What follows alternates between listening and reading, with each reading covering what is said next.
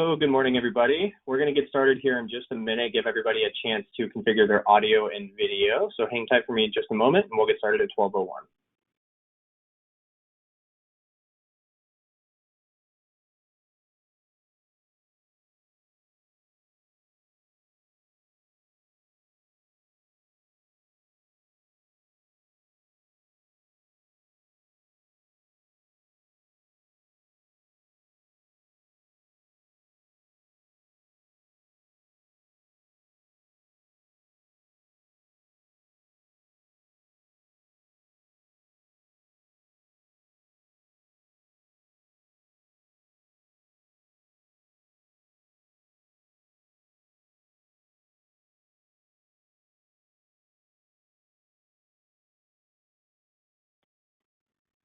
All right. So again, good morning, everybody. I'm going to start with today's webinar with just a couple of housekeeping items before we get started. Today's webinar is going to be just a little bit over 30 minutes in length. We're going to do our best to keep it right at 30, might be about 5 minutes over. If you guys do have any sort of technical issues, please use the chat feature of GoToWebinar. We have some people on board that are going to be able to help you troubleshoot those issues. With that being said, far and away, the most common issues that we see folks have are audio. So if you are having audio issues, we recommend using the phone call option on the audio tab of the GoToWebinar panel. It'll essentially just give you a phone number that you can use on your phone to dial in. Most people will say that that resolves their issues. And then lastly, we are going to do our best to answer some questions today. So please use the questions panel of GoToWebinar. If we don't have time to get to your questions, we will still chase down some answers for you guys. We'll probably get those to you either later this afternoon or by the middle of next week, no later than that. So let's get started. My name is Matthew Beal. I am a product marketing manager here at Storable. And just for an idea of my background, I've spent 11 years working in the technology space. And specifically, I've spent the last 4 of those years in self-storage. And I'm going to be your host for today's webinar and also the Navigating Uncertain Times webinars going forward. But before we get into today's content, I wanted to start by revisiting our webinar series at a glance. And so over the last few weeks, we've had quite a few conversations about how operators can solve unique business challenges presented by COVID-19. And we did that by providing, covering topics such as providing a contactless tenant experience and handling collections and delinquency throughout this crisis. And if you want to check out those recordings, you can go to blog.storable.com. But specifically last week, we shifted that conversation a little bit. And we started having conversations with an operator roundtable on more of the future of the storage industry. And one of those topics that came up was automation. And in particular, we want to continue that conversation. And so today I'll be giving a presentation on the role of automation in the storage industry today and how we see that the crisis could change the adoption and usage of that. Then next week, we're going to continue that conversation one more time, and we're going to have a panel of some various vendors that are in the automation space and some experts on the automation and storage industry on kind of how they see the role forming for automation in the industry. So be on the lookout for that. We'll be sending an email out on Monday with announcing the panel. And so as for this webinar series, we kind of see it as our responsibility and privilege here at Storable to provide whatever perspective and insight that we can in the midst of this crisis to help you guys navigate these uncertain times. And we believe that we're in a unique position to do so for 3 main reasons. One is the breadth of our client base. And we work with over half of the storage operators in the US, both large and small operators. And so we have a really broad view of how various folks are addressing this crisis. But also we have a depth of industry expertise. So we have one of the largest teams in the storage industry, and it's made up of a number of folks that have decades of experience. And so we have a really deep expertise in a number of operational areas that operators will need to address as we navigate this crisis. And then lastly is our volume of resources. So as a result of relationships with industry associations and our various partners, we have a really unique vantage point that allows us to see how the rest of the industry is interpreting and addressing the continual evolving circumstances. And so all 3 of these factors, when combined, put Storable at the intersection of a lot of information. And that information yields a depth of perspective that we feel is our responsibility to share. And so this is our continuation of that. And again, today, we're going to be discussing the current state of automation in the industry and where we see it going in the future. And so in particular, these are the 3 main topics we're going to discuss today. We're going to start by discussing the market forces that are demanding automation. We're going to move on to a conversation about how folks are adopting automation. And then lastly, we're going to talk about some of the various solutions that are available to you today that you can go ahead and utilize, whether it's for the COVID-19 crisis or beyond. So before COVID-19 struck, we were already seeing a lot of trends in the industry that can't be ignored. And so we want to start there. This is, keep in mind, before COVID-19. And so some of those market forces include, an excess of supply. And so in the past 36 months alone, we've seen over 2,800 new facilities be brought online across the United States, right? That's just new construction. And because of that excess supply, we've seen 40% of the top 100 markets pass the equilibrium over into oversaturation, where there's more supply in those markets than there is demand. And while we haven't seen occupancy rates drop just yet, one thing is for sure, all of that available inventory has put a major pressure on rent. And so, for example, the average national rents have declined for 10 by 10 units by 12 and 10% for climate control and non-climate control units, respectively. And so this downward pressure on rental rates goes directly to your net operating income, and it's really left a lot of operators scrambling just to figure out how to make up for these losses. And then came along COVID-19. Unfortunately, these market forces were only amplified by these, evolving circumstances surrounding the health crisis. And so there are some really valid concerns that we might see consumer demand temporarily drop based on one of two factors, and we're going to discuss both of these. And so first is the implications of the actual health crisis itself.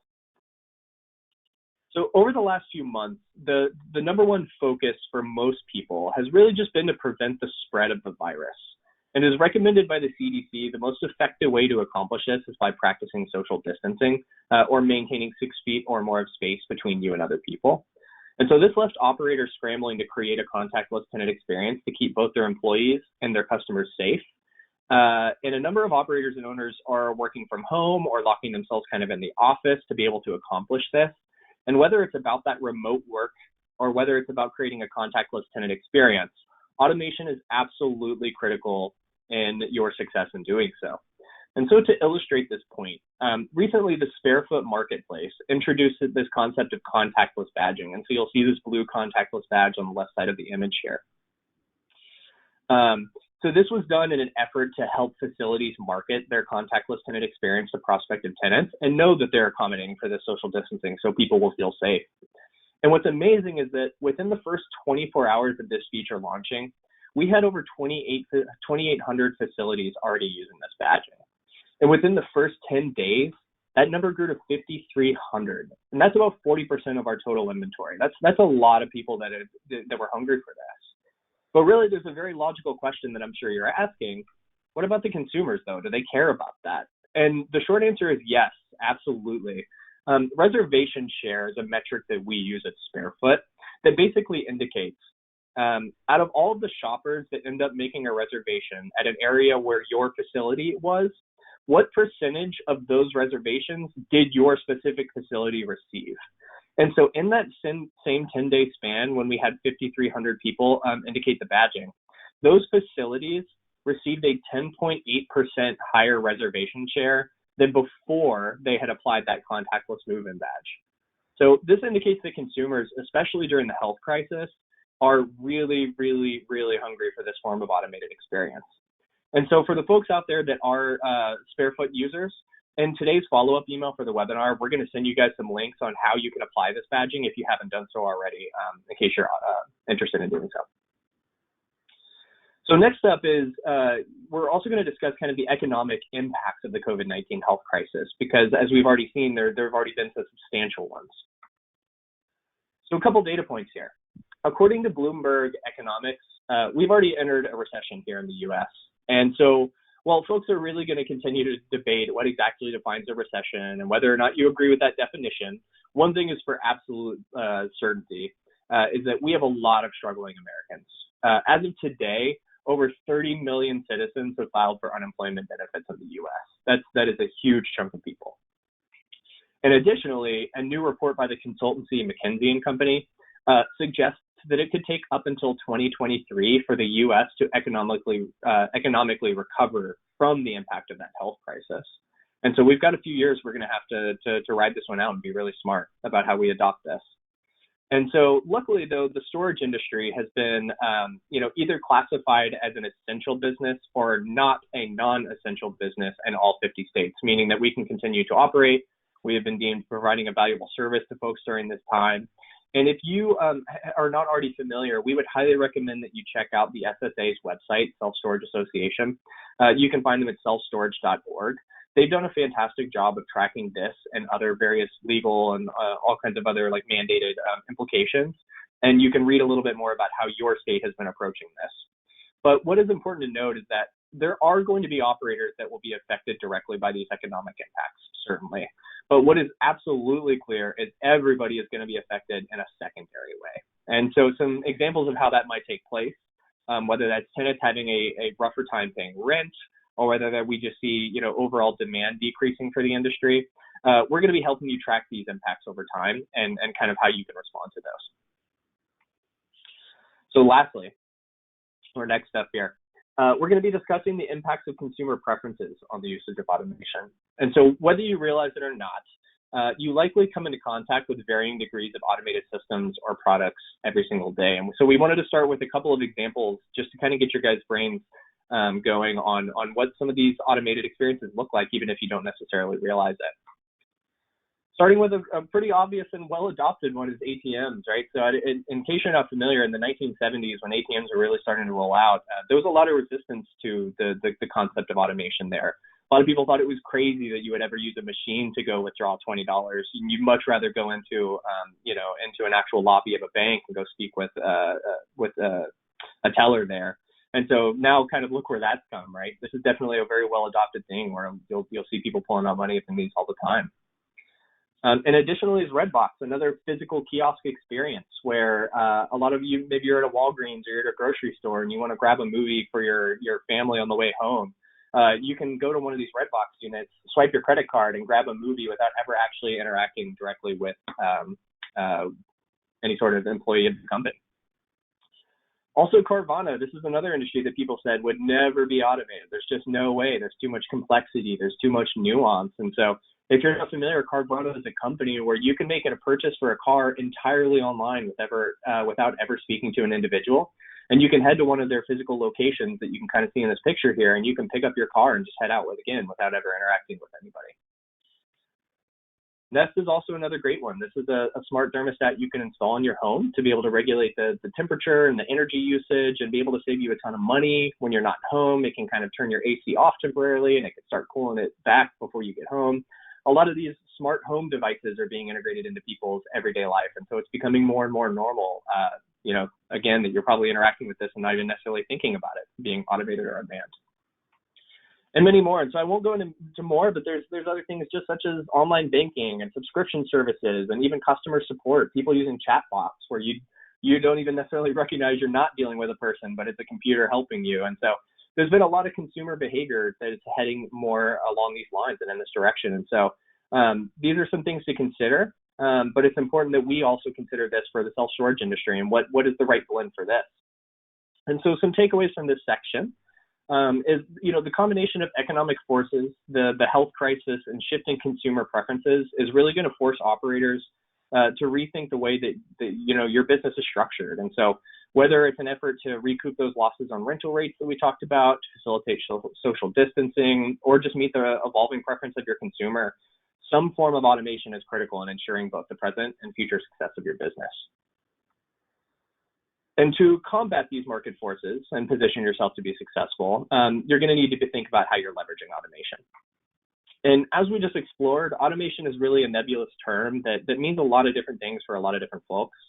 And in our conversations in particular with operators, one thing that we've noticed is people have indicated that they think of automation as all or nothing, right? Either you are not using an ounce of it or you're an entirely unmanned facility. But the reality is the degree by which operators are adopting these forms of automation is on a spectrum.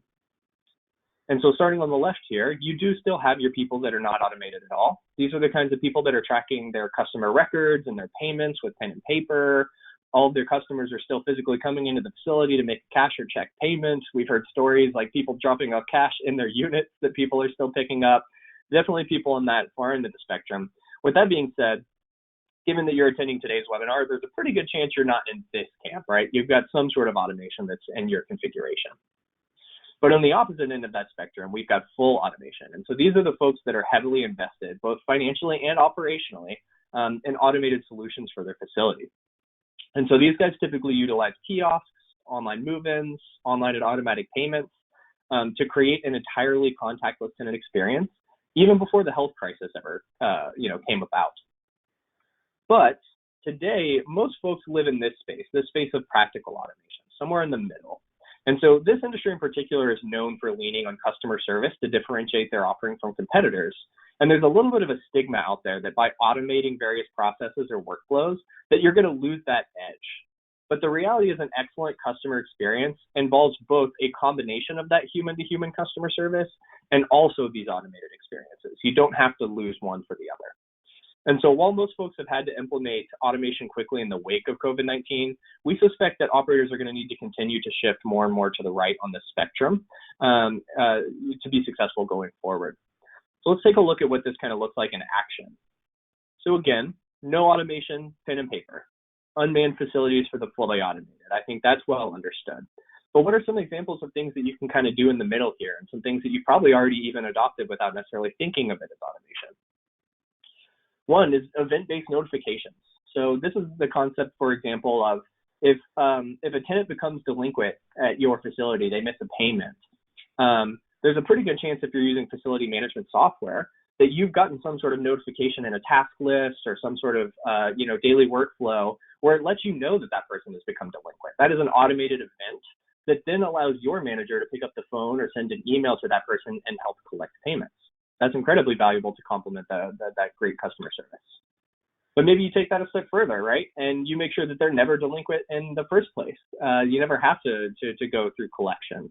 You might implement auto pay, which is a feature where you can allow your consumers to either provide you with ACH or credit card information, keep that on file, and at whatever billing cadence makes sense for your business, it'll automatically process their payments every single month. And if you want to take this all one step further and go a little further, we've also got online move-ins, right? And so whether you're using a marketing website or a listing service such as Fairfoot.com, these folks give their customers the ability to complement the move-in process, including taking payments and signing leases entirely online without coming into their facility. And maybe you get a chance to, have a conversation with them on their actual move-in day and again, provide an excellent customer experience. Maybe you follow up with a call just to make sure they have everything they need. But ultimately, this is pretty far on the automation spectrum. And so I want to stop here real quick, and I want to do a poll for the audience.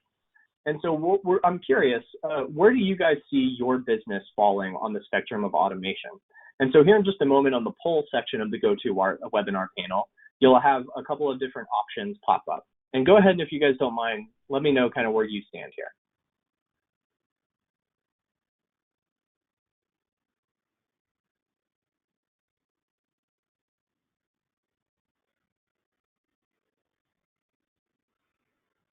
Awesome. So I'm not sure if you guys can see the responses, but just to give you guys a kind of live readout, we've got about half the folks saying they're right in the middle. We've got about a third of the folks saying they're even heavier than right in the middle. They're almost fully automated. The next biggest chunk is about 15% on the little automation, and we have almost nobody here that's either fully or no automation. So yeah, so that kind of leans right into what we're talking about, where the reality is right now, right in the middle probably makes a lot of sense for most folks. But over time, especially with things like the COVID-19 health crisis, we're going to need to consider how can we go a little bit further on the right to meet all of our consumer needs and to be able to adjust for things like this. That was great. Thank you. So takeaways for this section. While fully committing to automated solutions doesn't make sense for a lot of folks, like we were just discussing, operators should definitely be thinking about that balanced blend of practical automation. And as we mentioned before, probably need to be thinking about how can I move just a little bit more and more to the right in a way that still makes sense and provides the most value to my business.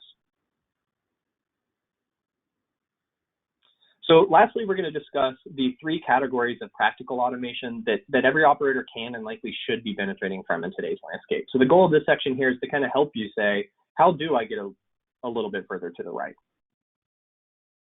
Hey, can I just make sure everybody, can you guys hear me? Can you guys say something in chat?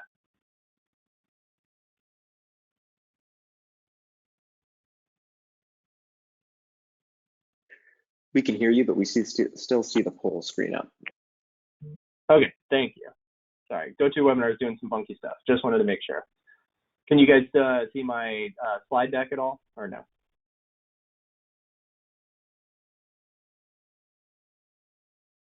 I still see the poll screen.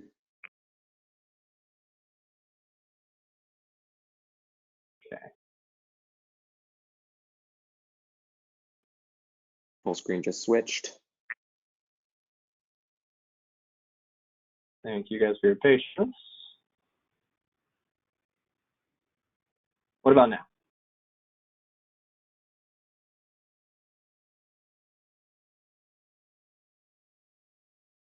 Cameron, can you confirm you see my? Yep, see the screen. We're good to go. Wonderful. Thank you so much. Okay. So, and again, the goal of this section here is how do we get a little bit further on the right? What kinds of things can I adopt to make practical automation a reality for my facility and to be able to help my consumers? And so we're going to be discussing how you can wield automation to improve these three main categories: your daily workflows, your tenant experience, and your marketing and communication strategy. And so starting with daily workflows. Both operators and owners have a significant number of tasks that they complete on a regular basis that can probably be automated, that'll free you up to provide value to your business in a number of other ways. And especially during this crisis, we all know that there's no shortage of problems to be solved. So wouldn't that time back be incredibly nice? I'm confident it would.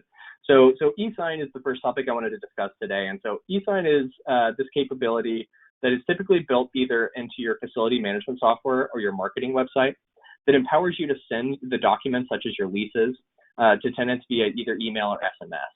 And they can even be integrated into your marketing website workflows via online move-ins. And your tenants then have the ability to sign these documents without needing to come into your facility. And this frees you up to provide value back to your business, again, in a number of different ways.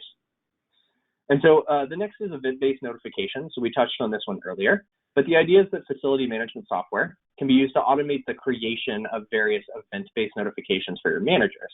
And so the example we gave was when a tenant becomes delinquent, your software can notify you, and it can set a task for your manager to call and collect payment. And so all those manual hours of tracking down that information and following up on it, those are all in the past once you get that going. Next up is collections and delinquency. And so if you want to take that exact example we were just talking about one step further, you could also automate these communications for the collections touch points. And so, for example, you could have your software automatically send a text message to your tenant when they become a delinquent that includes a link where they can go online and submit a payment. So you don't even need your manager to outbound on that. It's one less thing for everybody to worry about. And so your tenants also have enough on their mind during this health crisis. So this is a great way for them to kind of help, for you to help them help you. And so lastly is revenue management. And this is a capability that is available in some facility management software, but there are also vendors in the industry that are dedicated to purely this capability. And so this automatically adjusts the pricing of your units based on a series of inputs, such as things like occupancy or risk thresholds or unit size. And most people believe that this feature is used only for increasing prices over time, because really this industry has been so lucky to stay at 90% occupancy over the last few years. But it can also be used to reduce your rates, for example, like when occupancy drops. And so especially as kind of the shock wears off from this crisis, the health crisis, this could be a really valuable thing for you to, kind of make it more appealing for your consumers if you need to get people in certain units. With that being said, I do want to give a quick word of caution. A few weeks ago, we had a national emergency declared for COVID-19, and that did go ahead and kick into effect a good number of price gouging laws across the country. And even states that didn't have price gouging laws set up, they're working on it. They're continuing to roll these out. So this is another time I just want to plug real quick the SSA's website. It's selfstorage.org. They do a fantastic job of tracking those regulations, so you can stay up to date on what is relevant to where you operate. And so if you are a Storable client, we also did release some features for both SiteLink and Storage recently to help you cancel or disable these price increases during the crisis, if that's something that you feel you need to do based off of, again, where you operate. And so the most powerful force driving the need for automation, in our opinion, is consumer preference. And so we discussed a few of the most common unmanned and automated consumer experiences outside of the storage industry just a moment ago. But this shift in consumer behavior isn't stopping anytime soon. And so, with millennials representing 28% of storage customers, and that number is growing, their preferences can't be ignored. In fact, 61% of millennials prefer to shop online before coming into a store, and self-storage is no exception to this rule. And so you're going to want to make sure that your business is prepared to supply both an online shopping experience as well as a potential contactless tenant experience. And while it's important to build experience for millennials, because again, they will be your biggest customer group soon, it's important to note that automation is not just for them. Older generations are also having to rapidly adopt things like automation and contactless experiences during this health crisis. And providing them with the choice between those two experiences going forward is going to be key, because there will be people that prefer both. And so let's dive into a few of the products and capabilities in this category. One is online move-ins. So for the most part, online move-ins are a capability that involves an integration between your software and a marketing product, such as a marketing website or a listing service like sparefoot.com. And it allows for your customers to complete the move-in process, including making payments and signing documents entirely online, right from that marketing platform. And so their information is then directly passed into your software, which allows you to take whatever next steps make sense for your business to be able to set that person up for a successful move-in, whether that's to give them a call, make sure they don't have any questions, or just wait for them to come in. Either way. But it's a great way to create a positive, low-friction experience for your tenants. And then kiosks and locks. There's a lot of really cool products in the space, and we're not going to spend a lot of time breaking down the nuance of what's available to you. But I did want to at least explain how people are using these. But these are essentially physical hardware that you install at your facility, right? Where fully automated facilities and heavily automated facilities are typically adopting these currently to create a contactless tenant experience, even before COVID-19. And so these are, you can walk up to one of these and you can facilitate an entire move-in experience, including, getting a lock and being able to process your information, make a payment, all those kinds of things without ever speaking to anybody on site. Automatic payments is another good one. And I would just call back to this to kind of your everyday normal experience, which is, who wants to track and manually submit payments for every single one of your recurring expenses? I suspect a good number of everybody on this call are using autopay for either various utility bills or services in their personal lives, such as maybe your internet bill or Netflix. You probably don't even think about it. It just charges you every month. And so this is the same experience that you should be providing for your consumers, just so that it's one less thing for them to worry about if they choose to use it. And so your software should give you the ability to store either ACH or credit card information so that you can automatically process payments that's in a consistent way with your billing cadences, your billing practices. And then lastly is cloud access control. And so having an automated gate system can be incredibly valuable and convenient for your tenants. And so by installing one, what it really allows you to do is offer extended access hours without staffing a manager during that time. And giving your tenants the ability to access their goods whenever it's convenient for them, or at least expanding those hours outside of your normal 8 to 5, is absolutely critical to attract a good number of customers in the market right now. And you can take this capability a step further by doing things like integrating the distribution of the gate code into your online move-in process and various other kind of automated touch points there. And while it's not for everybody just yet, there's definitely a good number of people that prefer this contactless experience. So again, you just want to get ahead of consumer preferences. And then lastly is marketing and communication. And before we get into the capabilities themselves, it's important to remember something. People can process good news. People can process bad news. What they cannot process is no news. And so last week we had Tim Springer of Move It Self Storage and John Manus of Pinnacle Storage Properties. They were on for a roundtable discussion with our CEO of Storable, Chuck Gordon. And both of them went into detail about how they're using this concept, this idea to put their internal teams at ease.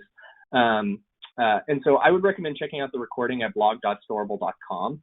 Because it's important to remember that communicating with your internal teams is just as important, if not more important, than communicating with your customers during these times.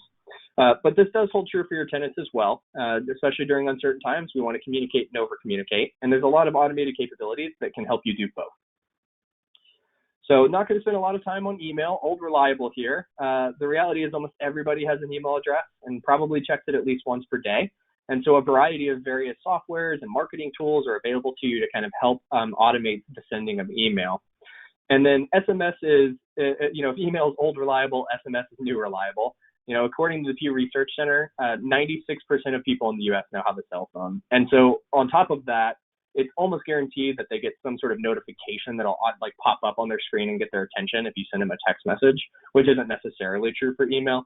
So if you do want to grab somebody's attention, you should definitely be thinking about how can you include SMS into your automation capability mix. And so in addition to the methods on how you communicate, though, the way by which you do it is important, and that goes into this mass communications bucket. And so I'll give you an example, but let's say you've made some substantial changes to the ways that your tenants can access your facility in the wake of COVID-19, right? And like in a contactless way. And you want to make sure that everyone's aware of those changes. You could send out 100 messages individually using Gmail, but how long would that take, right? How many errors would you have? And so you can use this concept of templates where you can create a message one time, and you can have it send out to every single person with just one single click. So it's 100 messages sent in the same time it would have took you to send one message. That's a very powerful form of automation. And so another interesting way we've seen people use that is by providing a tour of their facility via email. So you can document everything that they're going to need to know to be successful at your facility. So these are some really great ways. But it's also, there's a good chance in those examples that your tenants might have some questions about those changes to the experience. And that's where two-way communication comes into play. And so there's some automation behind two-way communication that's so valuable. And so in that same example where you send out 100 messages, you can use your software to automatically route those responses either to your daily workflows, such as a task manager, or you can have them go straight into your tenant records, which allows you to better track it and allows you to respond to them in a quick and a valuable way to be able to save both you and your customers time and headaches. And then the last thing I want to mention here before we move on is the adrenaline and the shock of this crisis is going to wear off for sure. And operators are going to need to start thinking more and more about their marketing strategy. And these are some capabilities that can be really valuable in how you do that. So over the last few years, most folks have had the luxury of operating around 90% occupancy, and that's probably not going to hold true in the future. And so especially as we're seeing higher move-out rates during this crisis, the combination of those factors makes it important to utilize automation to achieve and maintain your desired occupancy levels as we're kind of coming out of the shock. So I want to do one more quick poll for you guys. Here in just a moment, you'll have it pop up. But what we want to hear from you is out of those three, out of daily workflows, out of the tenant experience, and out of marketing and communications, what do you guys think is the most valuable category for you to be utilizing for your business right now?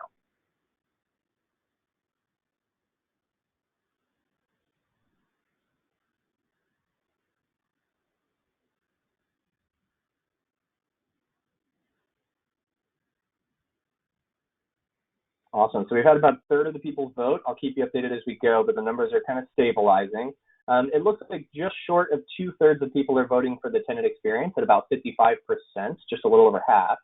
We've got about a third people saying daily workflows, and then 15% of people saying marketing communications. And that's with about half people. Awesome. That's very valuable. Thank you, guys.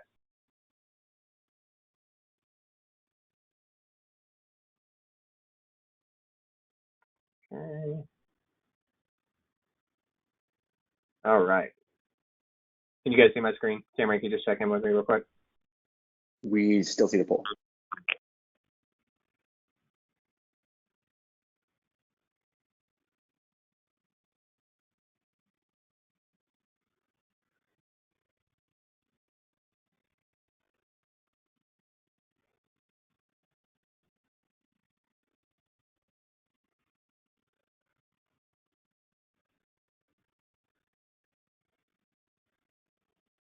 What about now? We're good to go. Excellent. Thank you.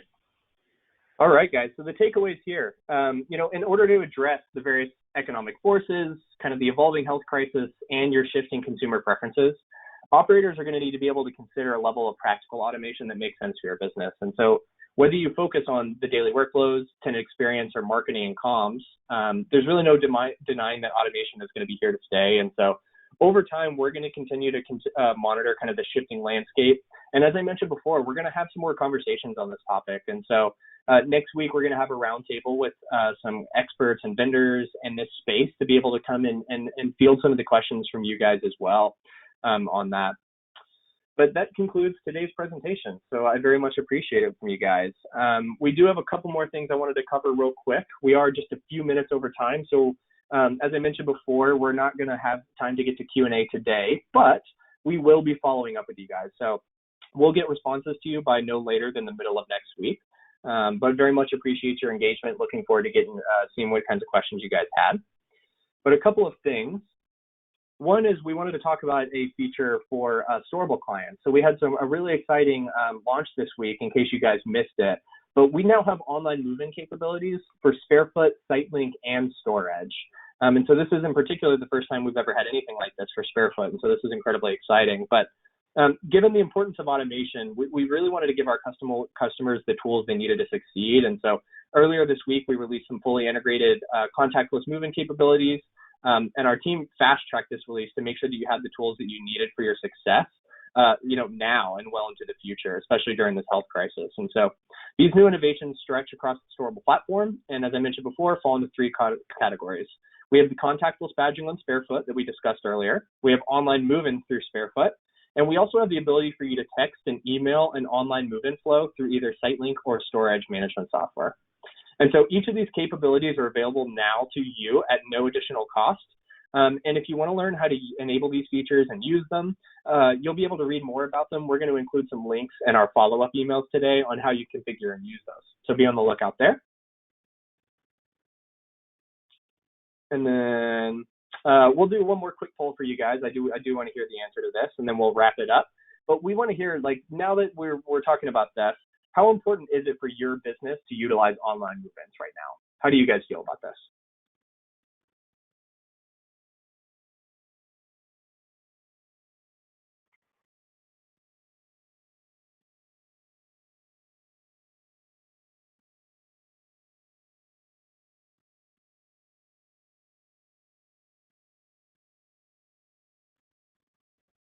Excellent. So we've had about 50% of people vote, and it says 70% of people are saying it's always critical for their customers. 23% are saying that it's critical during COVID-19, but they're not convinced necessarily that it'll be critical going forward. And about 10% of people are saying that their customers do not care about online move-ins. So that's incredibly valuable. Thank you, guys. Awesome. Very well. So I will not try to go through the rigmarole of getting my slides back up. The last thing I just wanted to say is I wanted to thank everybody for your time and attendance today. Appreciate you staying a little bit over our scheduled time. If you guys do have any questions, after we conclude the webinar, again, I will chase down answers for the ones you've already submitted. But if you have additional ones, please don't hesitate to send us an email at webinars@storable.com, and we'll do our best to get back to you guys as soon as possible. But with that being said, just want to say stay safe, stay healthy, and we'll see you guys next week at our vendor roundtable on the continued discussion on automation. Take care.